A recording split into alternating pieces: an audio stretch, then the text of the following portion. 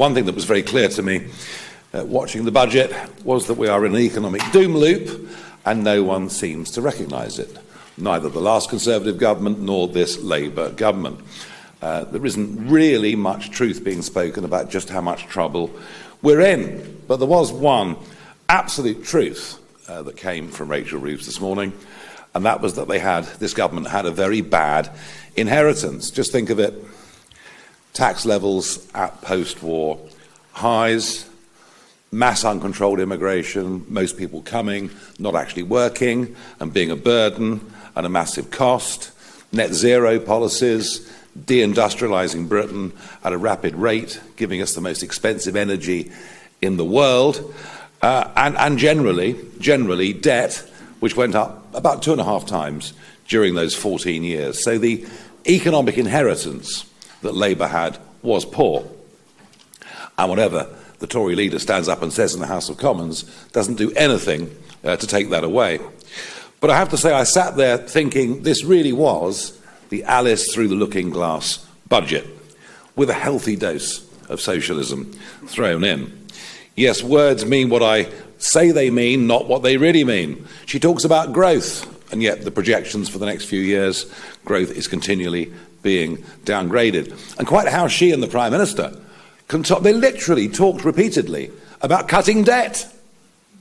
Cutting debt. And yet, even in their first year, they borrowed 21 billion more than they were forecast to borrow before they even started. And the parts that I found really difficult to swallow, she talked about entrepreneurs, supporting entrepreneurs, not understanding that actually entrepreneurial people are generally deciding not to stay in this country, let alone invest in this country.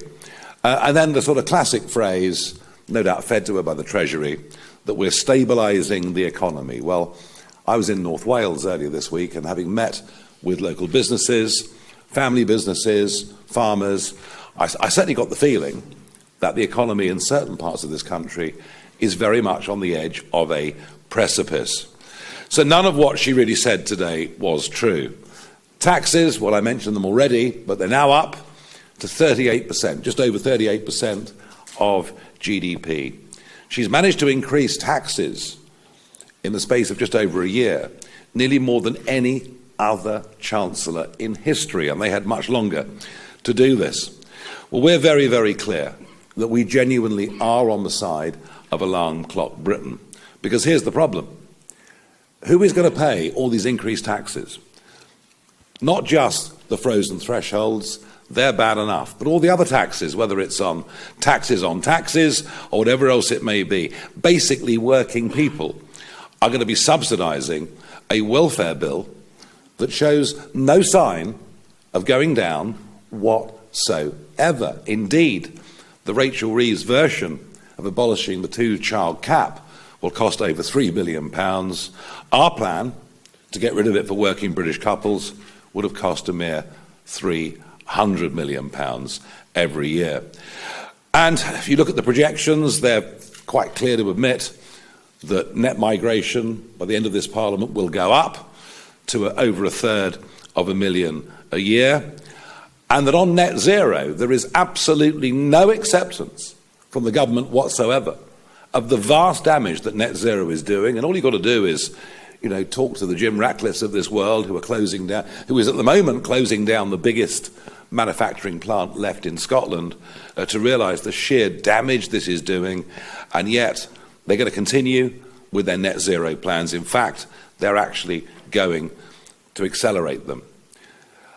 I would very much sum up this budget as an assault on aspiration and an assault on saving.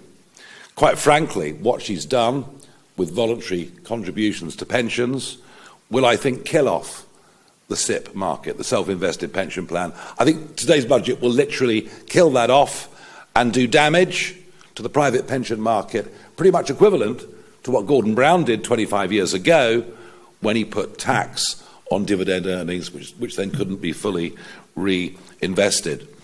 Unnoticed, perhaps, in some areas, dividend taxes up yet again. And why would you invest if you feel there's a never-ending cycle of taxes on profits going up. Not to mention the mansion tax, which won't affect many people, but no doubt there'll be some widows living in Greater London that will be caused great distress by it. My big prediction from this budget is that the exodus will continue. They've got rid of the non-doms, well done. People that spend vast amounts of money in this country, that employ people, invest in people, they've gone. Many of our highest taxpayers, and bear in mind that 1% now pay 30% of all income tax, they're going. But worst of all of these signals from a government that literally doesn't understand business, because none of them have ever been in business, and frankly, there are few in the opposition who tick that box either. Now, my prediction is the exodus will continue, the exodus will accelerate, and the tragedy of it is the sheer number of 30-somethings who want to work hard, who want to do well, who are ambitious, and for them, they're seeing the Gulf. They're even seeing, ironically, other European countries. Milan in Italy being perhaps a very good example where young, hard-working entrepreneurs are going. That's one very, very big prediction that I've got from this budget. And the other one is, don't be deceived by being told that bills will go down. The big reach-out pledge of this budget, frozen train fares, yes, for those that commute, but energy bills, that's the big push from the government in this budget. Your energy bills will go down by £150. Bear in mind, this is the government that said they'd reduce energy bills by £300, and they're up almost exactly £300.